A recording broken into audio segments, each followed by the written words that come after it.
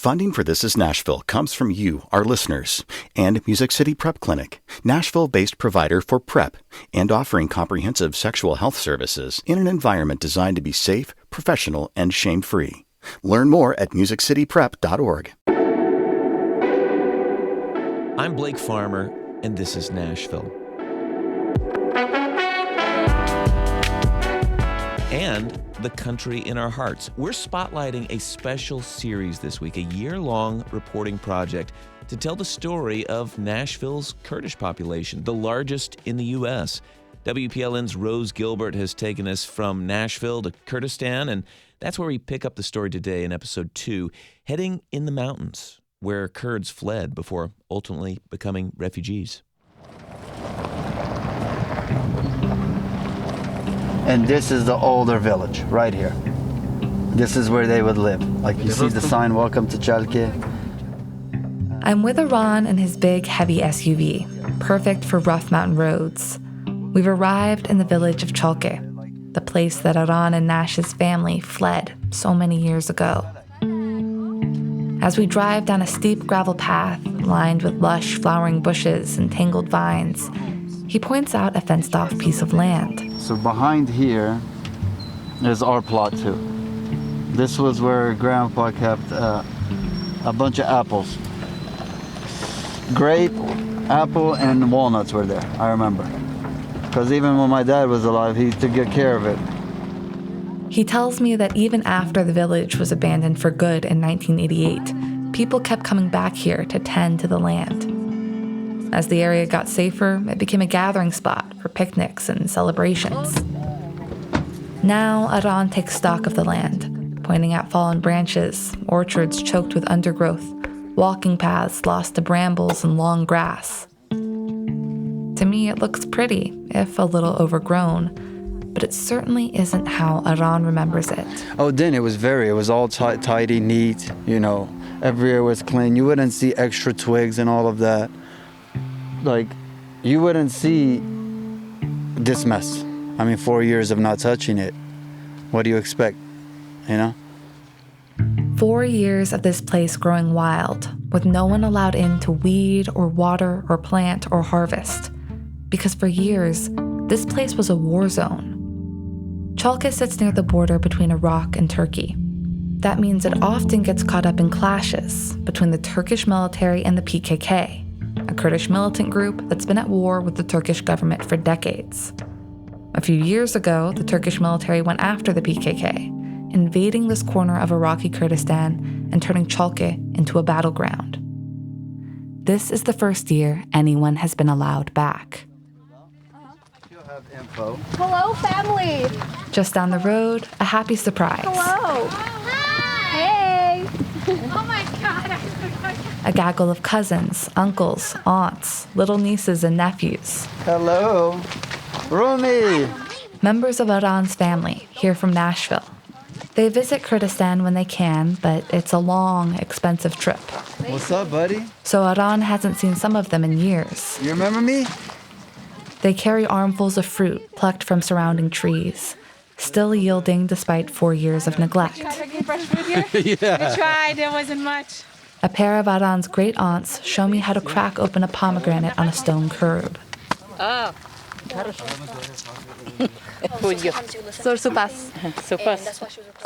Sitting in the sunshine, eating pomegranate seeds and watching this far-flung family catch up, I'm struck by how much this small bit of land means to them. It's an inheritance passed down generation after generation. We eat our fill of fruit, then go wash our hands in the small stream that runs through the old village. And this water comes obviously from somewhere up this mountain. Arkan stoops to drink a small handful of water and wash his face with careful, practiced motions. It's a small ritual he completes every time he comes here. After we wash up, I follow Arkan into the trees. I know we're in the vicinity. Any path that was here has long since disappeared, and burrs and thorns catch on our clothes as we go. But after a short walk, we come across the ruins of a cottage. It's crumbled and covered in moss. And then there's another, remains of the old village. Arkan points up ahead, to a small pile of stones at the peak of the hill. That, he tells me, used to be his grandfather's home. So maybe built in the 50s or 60s? Yeah, just about, I would say. So things really, it's not an ancient ruin, it's a recent ruin. Yeah, exactly. I wish it was much cleaner. You'll be able to just wander about. But see, this connects with that one down there. And then our land is right above a creek. So it's and this area was very good because it was resourceful. Water, caves, right? So in times whenever there would be, let's say, a military operation with the bats, before the fleeing, people would just scatter into the caves, right? Or it's always good to have water close to you in times of that. So this place was this is why they didn't want to let go of it so soon. Water for the farmland, caves for the people. Exactly.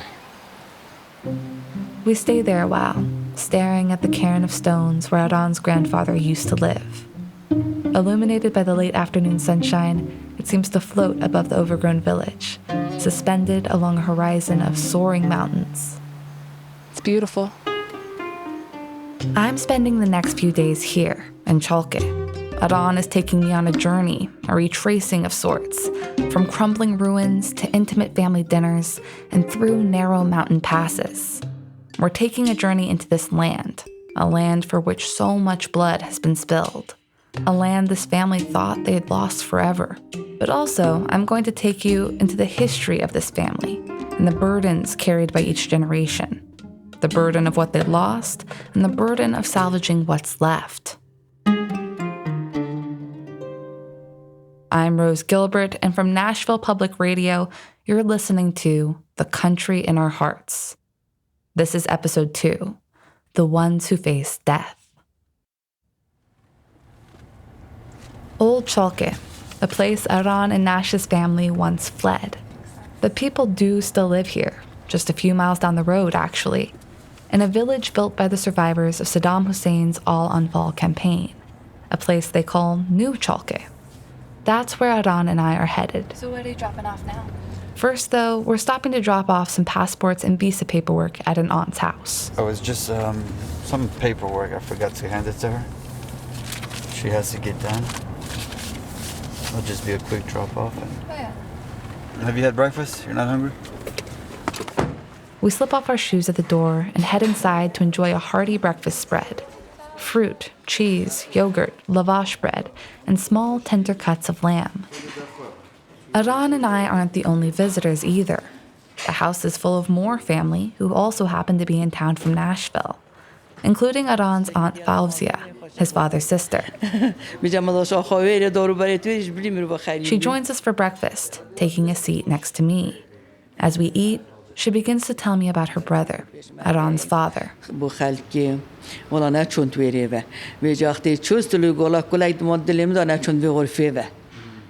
During the time I'd spent with Nash and Arkan, I had started to get a picture of their father, the Peshmerga commander, the warrior, the larger-than-life patriarch. But Fauzia knew him first as her big brother Knife. She remembers the day he snuck off to join the Peshmerga. He was only about 13 years old. So I remember vividly. They went to him and it was another villager. They both joined at the same time. They heard that there was Peshmerga forces in Qumri, so they went, obviously, sneakily. She's like, but I was the first one to know, and I gave the news to my parents. And that was the reaction she did. She said, that's the reaction my grandma, her mom did. Mimicking her mother's panic, she claps her palms to her cheeks and buries her face in her hands. She goes, oh my God, okay, so now I can just label my son dead. She's like, her mom was like, oh my God, so now I can just consider him a martyr, you know? He came home after enlisting with a big rifle on his back. She's like, half of the muzzle, like not half, but about an inch or two of the muzzle, you would see it had dirt in it from dragging it on the walk. But she's like, and then we all just started crying. Knife begged his parents for forgiveness, again and again.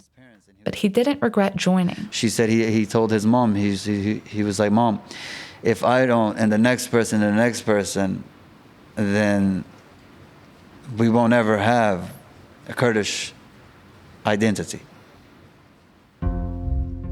While reporting on Nashville's Kurdish community, just about everyone I met had a father or uncle or brother who had been in the Peshmerga, or they'd been a fighter themselves. Some had joined as teenagers, but 13 still stuck out to me as young.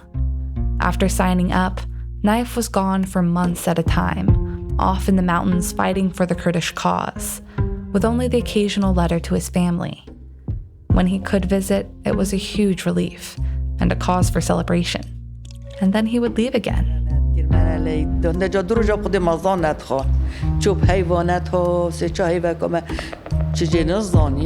Whenever he would leave, she said we wouldn't clean the house for a day or two. Because, it was kind of like a farewell. We didn't know if he would come back. And she said there'll be days sometimes, a day or two, sometimes we wouldn't even eat. Because all we were, everybody was worried and crying. Because one, young, and two, he's in the Peshmerga. Which, the definition in front of death, The word Peshmerga translates roughly to one who faces death. They are mythic, heroic figures in Kurdish culture, underdog warriors fighting for freedom against bigger, stronger opponents.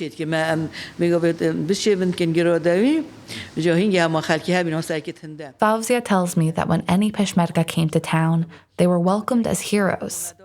Villagers risked the wrath of the Ba'athist regime to feed and shelter them as best they could. She said, if you own one chicken, if you knew the Peshmerga were coming, she said that day they would make sure to slaughter that chicken and cook it for them because they knew the hardship that they were going. They knew they were in the mountains. They didn't enjoy a good hot meal. And if it wasn't safe to come out into the open, the local women would smuggle provisions to the fighters in their mountain hideouts. Stuff that was easy to carry, like dried yogurt, rice, the thin lavash bread we ate for breakfast.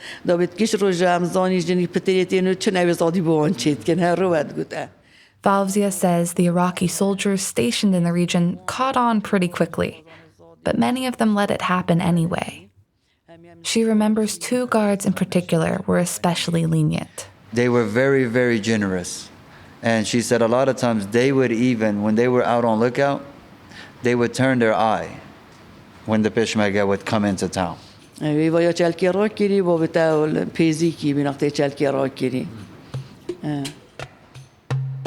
joined the Peshmerga as a young teenager and fought in the Iraq-Kurdish wars of the 60s and 70s. He rose through the ranks rapidly, from a regular fighter all the way to a general. The life of a Peshmerga required sacrifice. Naif sustained serious gunshot and shrapnel injuries 7 separate times, at least one of which required hospitalization in Iran. When Naif got married and started a family, they were constantly on the run from the Iraqi military. And when his children and wife came to America, he didn't go with them. Instead, he stayed behind to fight in a brewing civil war. So Arkan and Nash grew up with a faraway hero for a father. Arkan only knew his face from a photo his mother had given him when he was very little. She said you carried it with you, it was with you 24/7. She's like, and when we decided to take it away from you, threw up such a big fit that, we had to bring your picture back. Naif visited the family in America for the first time when Arkan was 3 years old. Now, Arkan pulls out his phone to show me a photo of the moment they reunited at the airport. Yeah, that's me and my father right here. And this is the first time he came to America. This was 1993. Arkan's father is wearing a khaki uniform and a camouflage field jacket. He has a traditional turban and a thick mustache.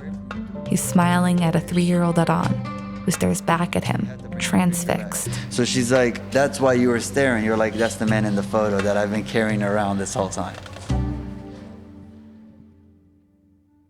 Years after Naif's first trip to America, Arkan went to visit him in Iraq. It was his first time in Kurdistan, and a lot of that trip was spent on the road. As they drove, Arkan says that Naif would point out the places he'd fought battles, historic landmarks, and villages their family had lived in before Arkan was born. That was our time to chit-chat, because whenever we would get to the destination, people would flood. Arkan tells me the drive to the village always makes him think of visiting his father. People would come around. Now it was their time. So mine and our time was mostly the car ride. After breakfast, the paperwork is sorted out and Arkan and I get back in the car. On the drive to New Chalke, he tells me more about that first trip to Kurdistan. Naif was a prominent member of his tribe, and that meant his time was always in high demand. With little Arkan at his side, he attended weddings and funerals, presided over land deals, and helped resolve disagreements of all sorts. He used to say, God blessed me and put me in this position, so it's my duty to go, serve my people. I mean, it was his role. It's a role that Arkan has inherited. Despite growing up pretty much entirely in America, he is the only one of his brothers or sisters living in Kurdistan. Yeah, I take pride in it, right? At times I feel kind of like a pressure, because now you're in both worlds. In 2013, Arkan's father died from a heart attack, and Arkan made the decision to move to Kurdistan. He felt a responsibility to preserve his father's legacy, the legacy he'd fought and bled for. This is his family's land, but it's not where he grew up. Arkan still feels very American. But, I'm very open-minded, Western-minded, and then you come here, but still, you still feel that kind of gap. All I remember is America growing up.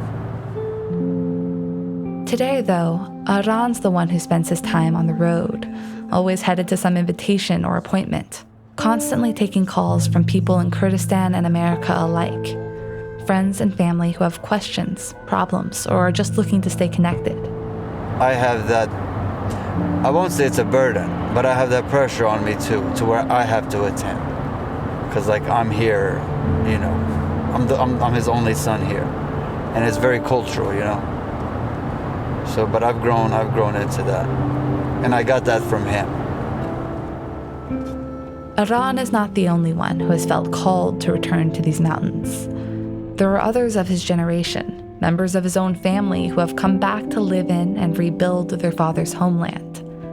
As it turns out, Chalke is a difficult place to leave behind, even for the ones too young to remember leaving in the first place. More after the break. I'm Blake Farmer, and this is Nashville, a special broadcast. We're on the second installment from The Country in Our Hearts, which tells the story of our Kurdish neighbors. WPLN's Rose Gilbert picks up the story, and when she wraps, we'll have time for a few questions with the project's cultural advisor. Back to episode 2. New Chalke is just a few miles away from the old village we visited earlier. It sits further down in the valley than Old Chalke, on a flattish stretch of land right on the main road. The homes are mostly pale stucco with walled gardens. Arkan tells me that much of the village was built in the 90s with money sent back from relatives in Nashville. This time of year, it's bursting with green. Roses and sunflowers, trellises of grapes, trees heavy with figs and pomegranates. Kids ride bikes and chase each other through the dusty streets. We drive with the windows down, and Arkan keeps spotting people he knows and stopping to talk. There goes Zozo. Zozan is one of Arkan's cousins on his father's side of the family. Hi, I'm Zozan. Rose, nice to meet you. Nice to meet you. Sorry. She wears sunglasses and a printed cotton house dress, floor-length and traditional. Like Arkan, Zozan grew up in Tennessee. That's where she met and married her husband, whose family is also from Chalke. And that's not as much of a coincidence as you might think. After fleeing in 1988, dozens of families from this one little village ended up in Nashville. That's my husband, Zindan. She was with us at Jessica. Good, how are you? I'm Zindan. Rose, nice to meet you. Hey, Rose, nice to meet you. After the COVID-19 pandemic, they packed up their lives and their 3 little daughters and moved back to Kurdistan, looking for a slower, groovier, more traditional pace of life. Zozan is a homemaker, and her husband works remotely, running a taxi company back in Nashville. They're building a house of their own, but for now they're living in her grandfather-in-law's empty home. You want to tour our house? Oh, yeah, sure. No, we'll tour our house. It's pretty bare bones. There's little furniture besides a handful of sleeping mats, shrouded in mosquito netting, and no hot running water. Still, Zozan loves it here. It's very peaceful. Like I said, the idea of moving here was just to pause and enjoy our children, like enjoy life. She spends her days homeschooling her kids and tending to the garden. Here, I feel like we just wake up in the morning, have a cup of coffee. It takes about an hour, 2 hours for the kids to wake up, and then we do our homeschool. It's very relaxed here. As we talk, Zozan makes bundles of holy basil tied with twine and shows me which figs are ripe enough to eat.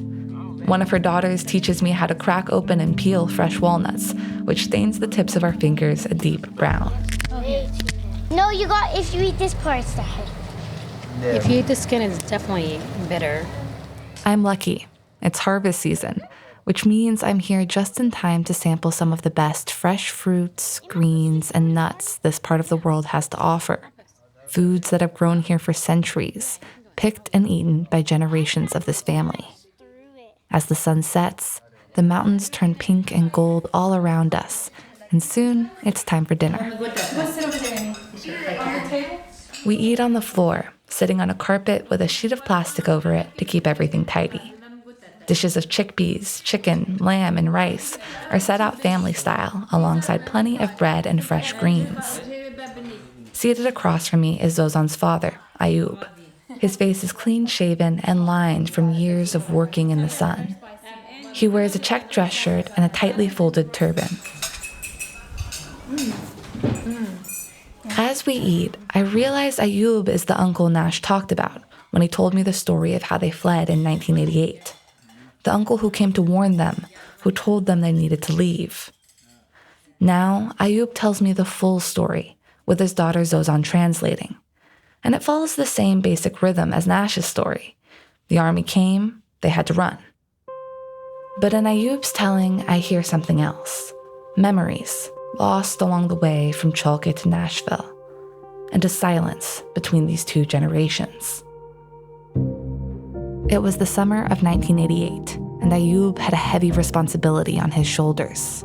He was the eldest of 3 brothers. The other 2, including Aran's father, were away, fighting for the Peshmerga. So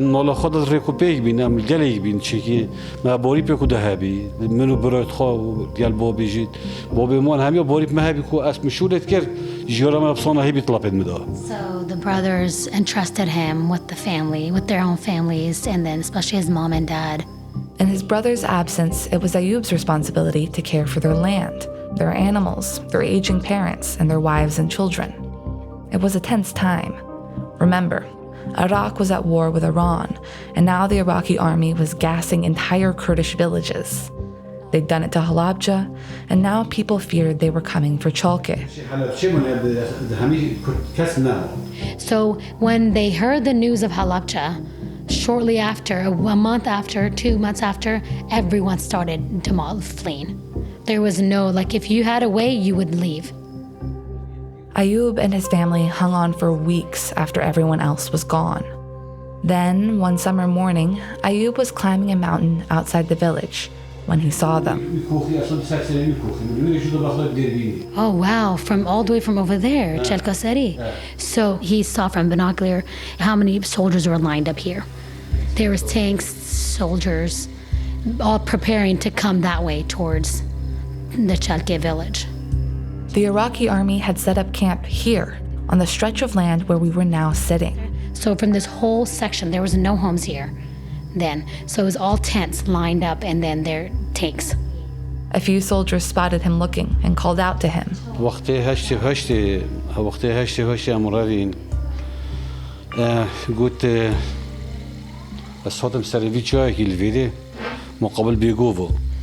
من برخد جارك عسكري عراقي هم عادي تجي كذي قدي أنفال را كذي ويا همي برافن ينا رافت كيمياء هاويجل.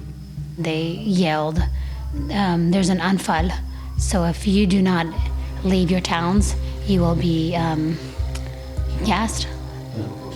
Chemical gases. Ayub went back to Chalke and gathered everyone as quickly as he could. This is the part Nash told me about. Okay, so so they started walking by foot with children. His 2 parents, and they were both of old age, mother and father. The children were, God, I was 3 years old, Dad. Hashti.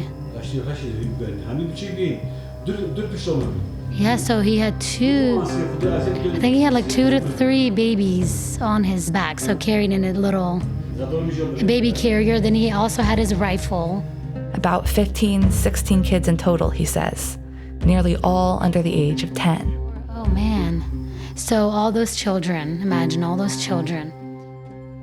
She sounds surprised. Do you have any memory of this? I only have memory. I have a very, very small memory of this, but I clearly remember hearing bombs, blood. I remember seeing, because I was 3 years old. So I do remember some of it. The Iraqi army had been in the area for weeks, and so the family had known they'd need to leave soon. They had prepared by stashing rugs and blankets and other essentials in the mountains, near the spring that fed their village. When it came time to run, the family met at the stream, the same place where Arkan had washed his face earlier today. They followed it up to its source, the spring. And then they fled from where you went today, by that water, the river, and then so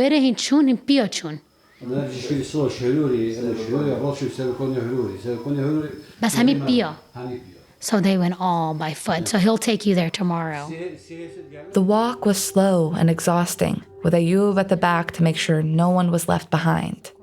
But they made it, to the mountains, to the Turkish border, and to relative safety. They camped there overnight.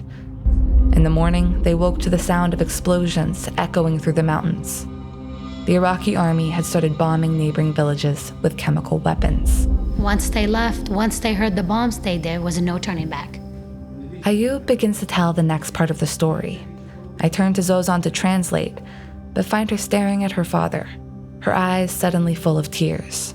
So he had said, sorry, this is emotional for me. So my nov jashara, what chinagutawa?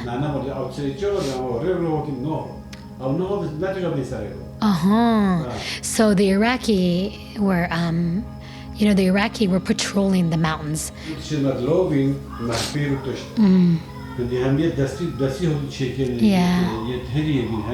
Yeah.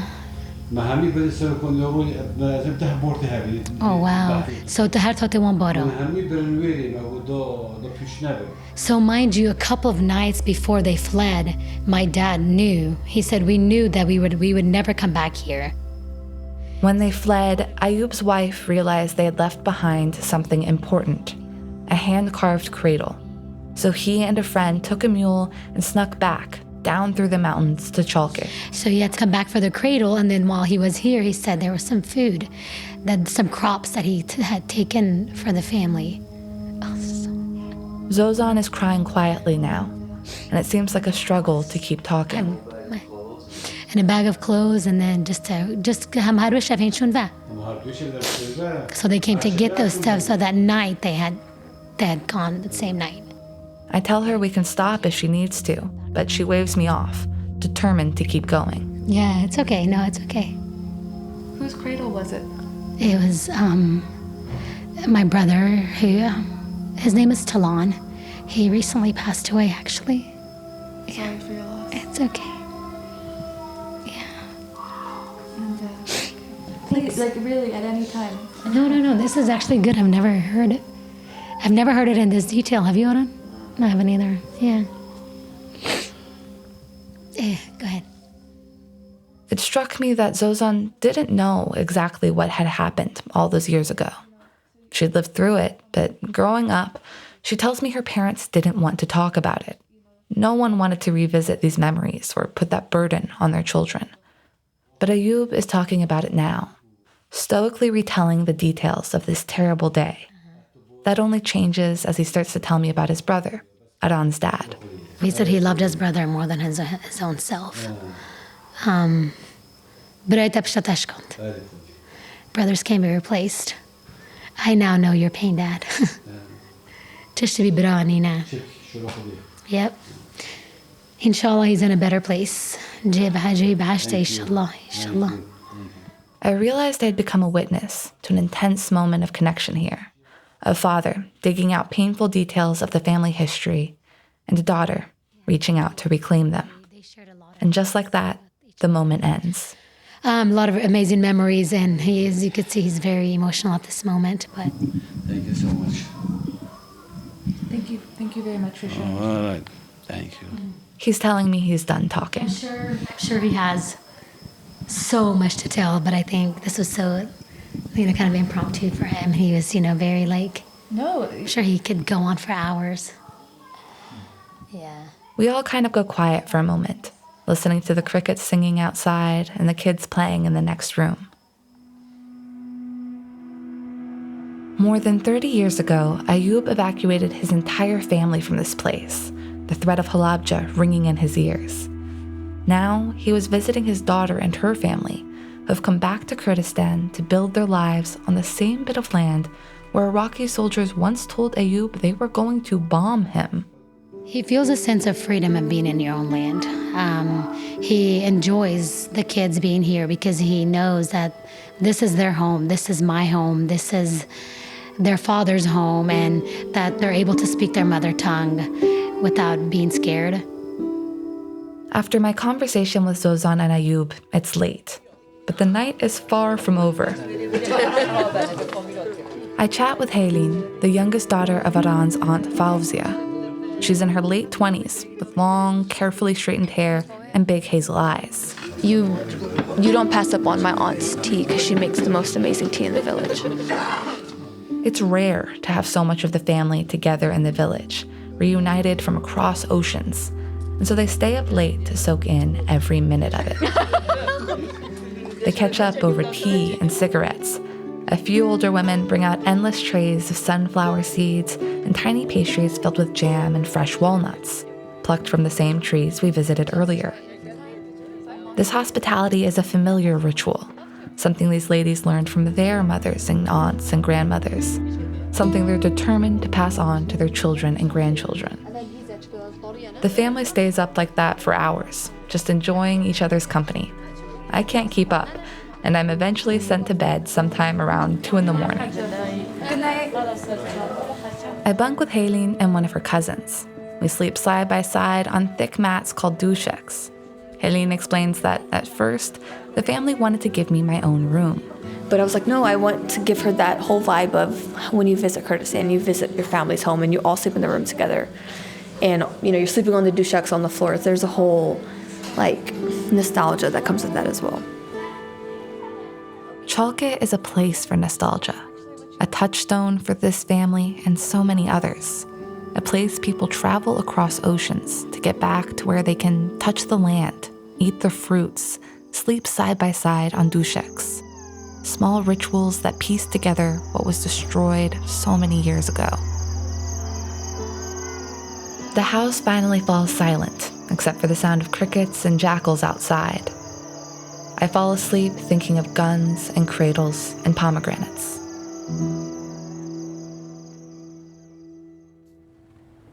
In the morning, Aran is waiting outside with his car to show me the place where Ayub took their families that terrible day in 1988.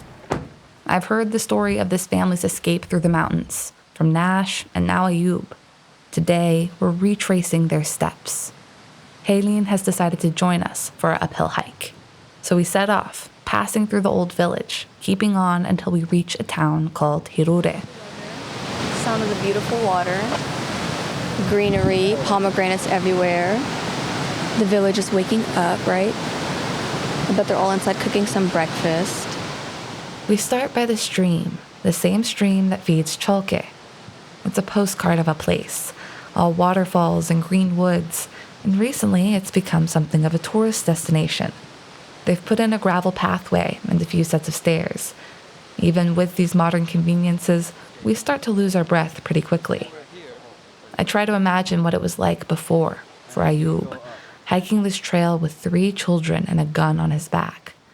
And then for 12-year-old Nash, carrying his little sister to safety.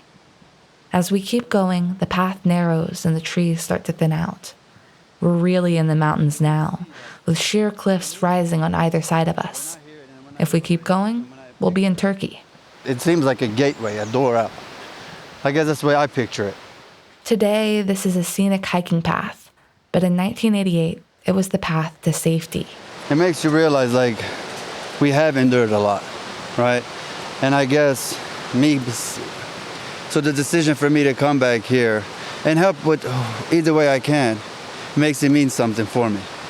This is how we got here. This is the backstory. So it means something. It's history, right? You have to hold on to it, either good or bad. After about 30 minutes, we come across a rocky overhang in one of the cliff sides, just high enough off the ground for someone to sit underneath. This is where the family camped overnight, and where they heard the chemical bombs drop the next morning. And remember, especially in mountainous areas at night, sound travels, right? So that's probably a sense where like, hey, shh, you hear that in the distance? Just a few steps later, we're there, the source of the stream, the place the families met before crossing the border to Turkey. This is where the path ends. Haleen and I leave our shoes on the side and dip our tired feet in the ice-cold water. The same water that flows down to Old Chalke, to the new village where Zozan and her family live. At one point, a herd of sheep and goats appear from the mountains, along with their shepherd, an older man who wears a Kurdish suit and a baseball cap. He stops to talk to Arkan, asking him what tribe he's from and who his parents are. Sure enough, he knows the family, which Haleen says is pretty typical. Everyone knowing everyone.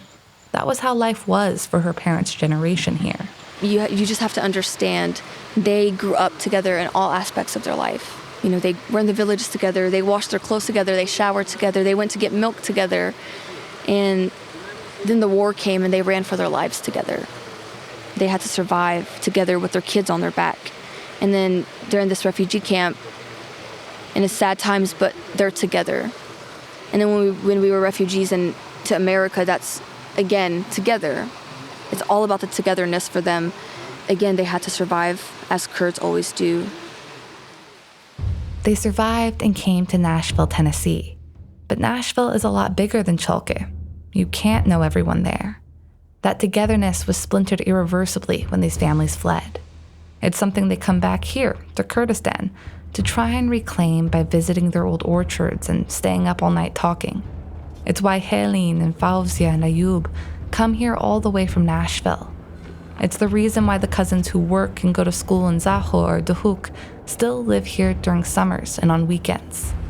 It's why Arkan is building a home of his own here, on top of a hill on the outskirts of the new village. It's still a work in progress, but I can already tell it will stick out as impressive.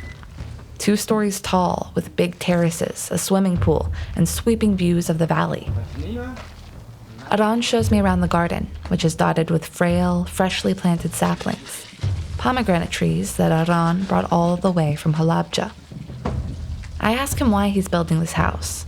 After all, he spends a lot of his time in the city or on the road, and he already has relatives he can stay with when he wants to visit the village.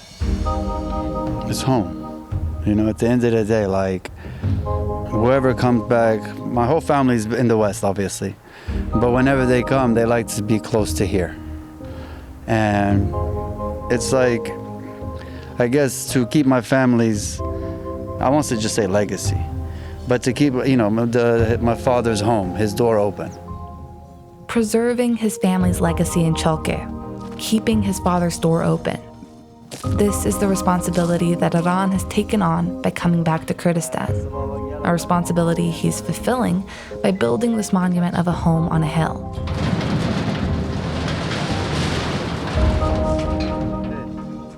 Standing at the edge of his unfinished swimming pool, looking out at Chalke below, I think about the life Arkan left behind in Nashville.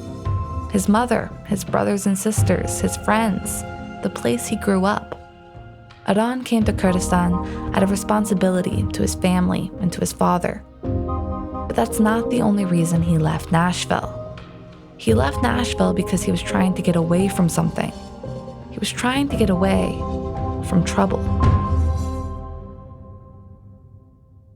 Next on The Country in Our Hearts, Episode 3, Safety Zone. I'm Blake Farmer, and this is Nashville.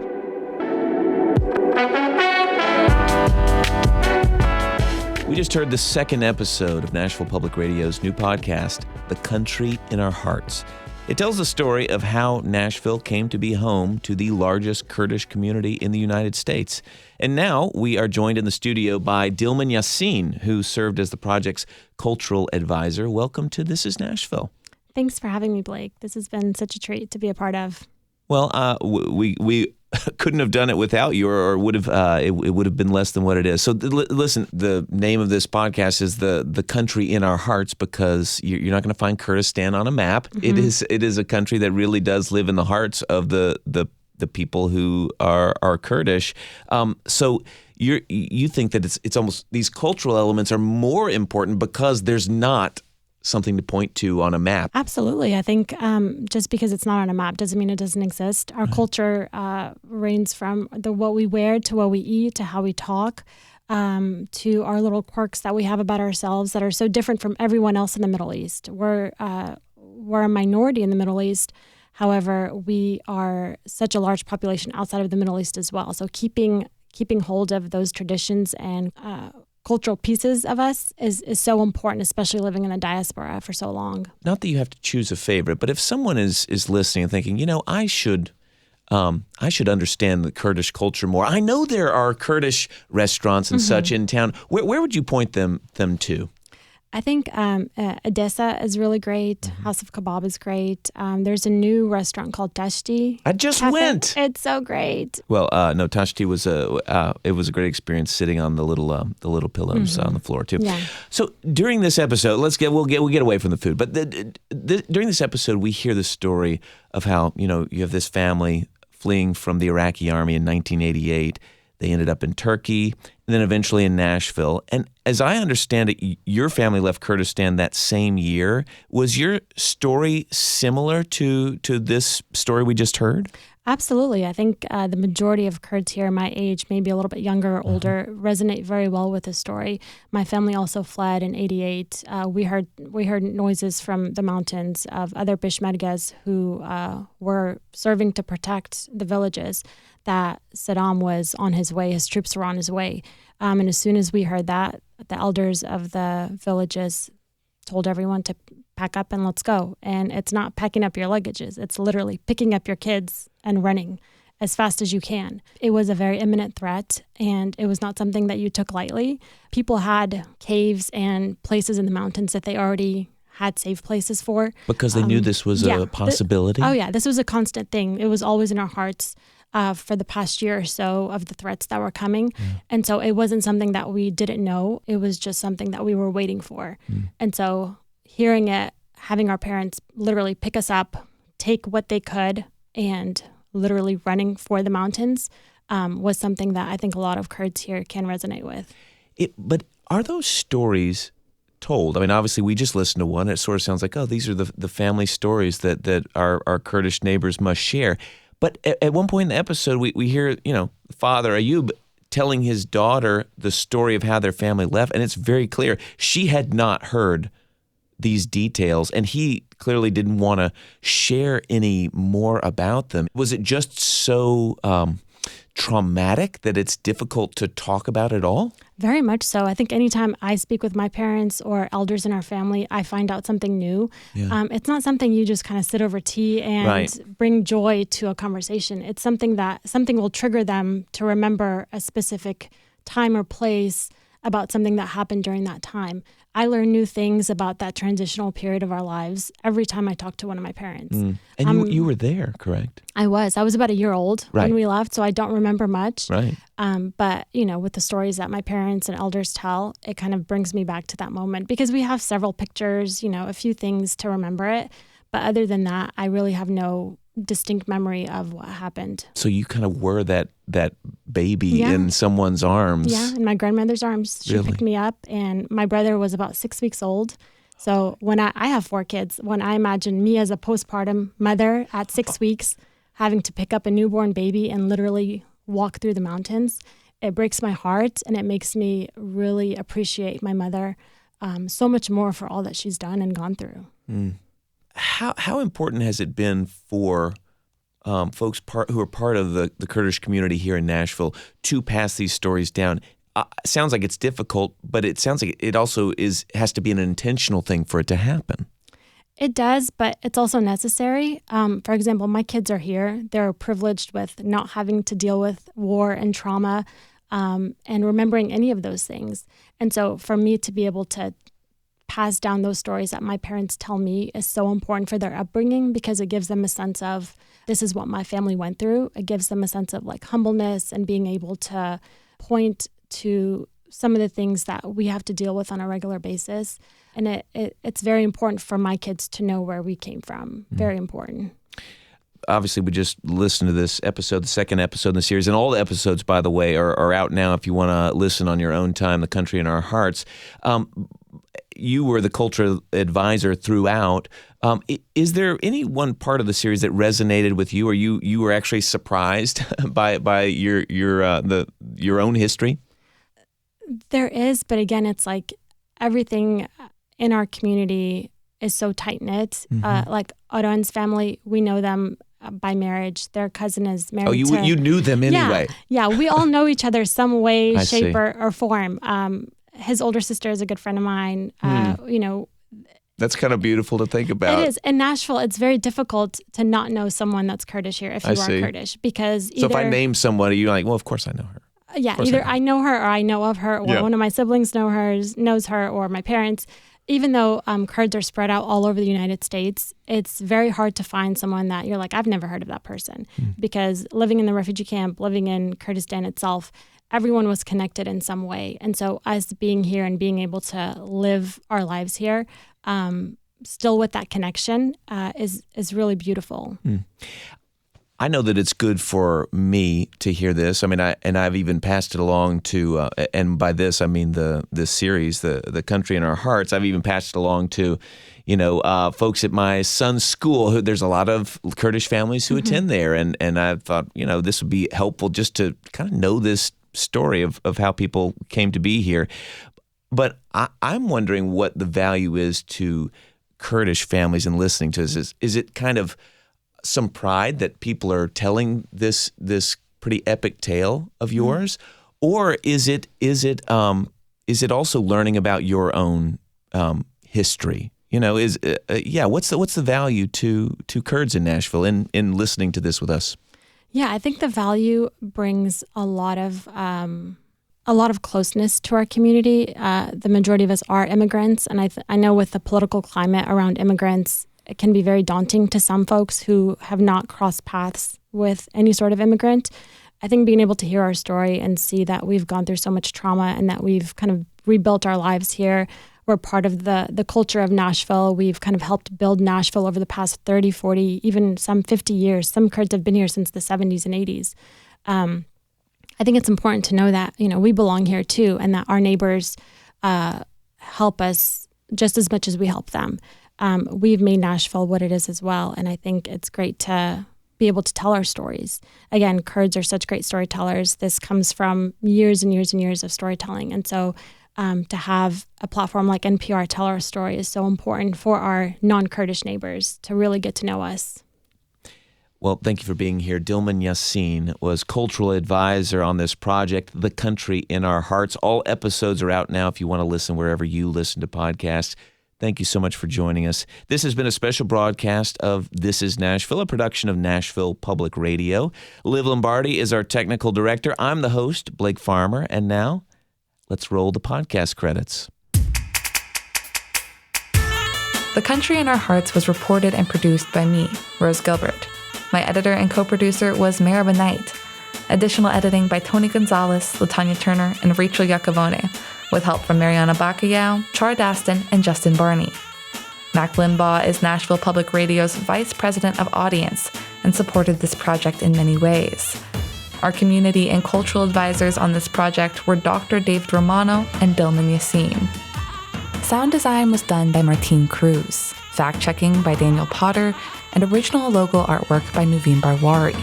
Traditional music was by Arkan Doski, with additional music from Blue Dot Sessions. Special thanks to Paul McAdoo, Jennifer Nelson, and to the village of Chalke and the people there who showed me so much hospitality. The Country in Our Hearts was made possible by the financial support of Nashville Public Radio listeners and special contributions by members Jackie Schrago, Fletcher Burton, and William D. Kenner, MD. Travel was funded in part by the Overseas Press Club, and the project received an important grant from Humanities Tennessee, an independent affiliate of the National Endowment for the Humanities.